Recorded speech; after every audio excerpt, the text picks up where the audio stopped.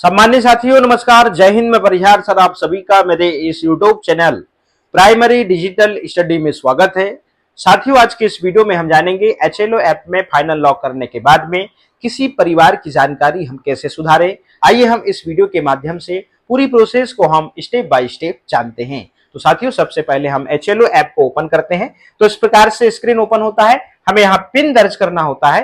जैसे ही हम पिन दर्ज करते हैं अगला जो स्क्रीन है वो इस प्रकार से ओपन होता है। आपकी HLB की इंफॉर्मेशन यहाँ पे शो होगी। मकान सूचीकरण कार्ड पे आप क्लिक करेंगे। जैसे आप इस पे क्लिक करते हैं तो इस प्रकार से स्क्रीन ओपन होता है। ठीक है पे आप क्लिक करेंगे। जैसे आपने ठीक है पे क्लिक किया इस प्रकार का मेन्यू बार ओपन होगा।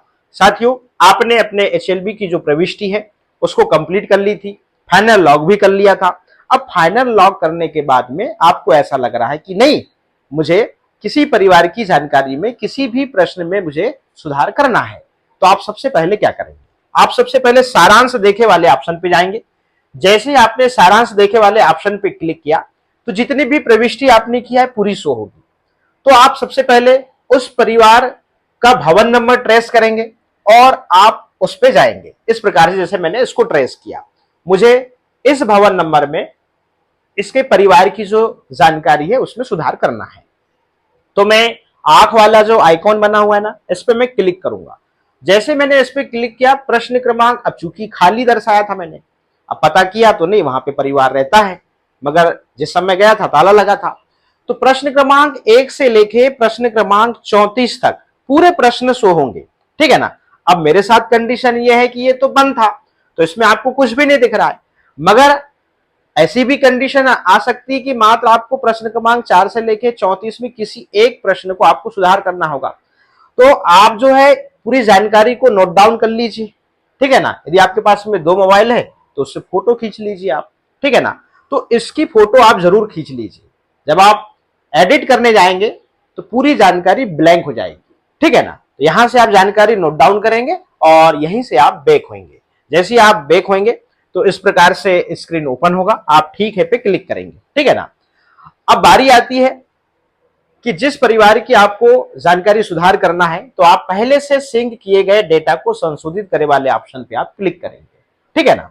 अब इस ऑप्शन को आपने क्लिक किया तो जितना भी डेटा आपने सिंक किया है उसकी पूरी लिस्ट यहां पे शो होगी। ठीक है ना। तो भवन नंबर 186 की मैं बात कर रहा हूं, मैं इस पे चला गया, इसको ट्रेस कर लिया। मैं ये पेंसिल वाला जो आइकॉन बना हुआ है एडिट का, इस पे मैं क्लिक करता हूं। तो इस प्रकार सिफारिश पर मतलब कारण पूछे, तो कारण पे जैसे ही क्लिक करता हूं तो यहाँ पे ऑप्शन इस प्रकार से ओपन होते हैं।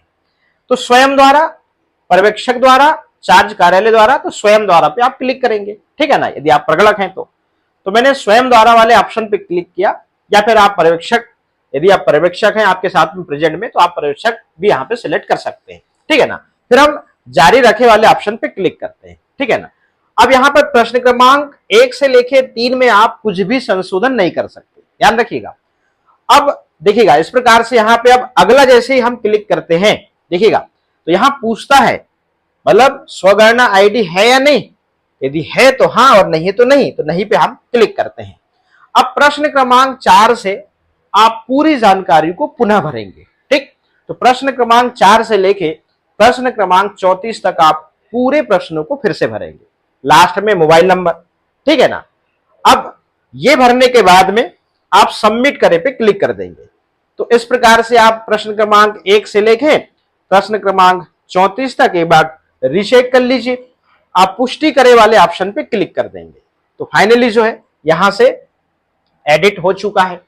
अब इस डेटा को हमको सिंक करना होगा, तो सिंक करे वाले ऑप्शन पे हम क्लिक करते हैं। वही चीज यहां पे आप टिक करेंगे, यहां पे आप सिग्नेचर करेंगे और आप सेव करे और सिंक करे पे क्लिक कर देंगे। तो सिंक जानकारी डेटा सफलतापूर्वक संक्रमित हो गया है और ठीक है पे आप क्लिक कर देंगे। ठीक। फिर से मेन्यू बार ओपन होगा। अब फिर से आप सारांश देखे वाले ऑप्शन पे जाइए। ठीक है ना। अब उसी आप भवन नंबर को ट्रेस करिए। अब देखिएगा अब यहाँ पे NNA दिखा रहा है, यहाँ पे मुखिया का नाम जो है हमने यहाँ पे इरेज कर दिया है और सरनेम दिखाया है।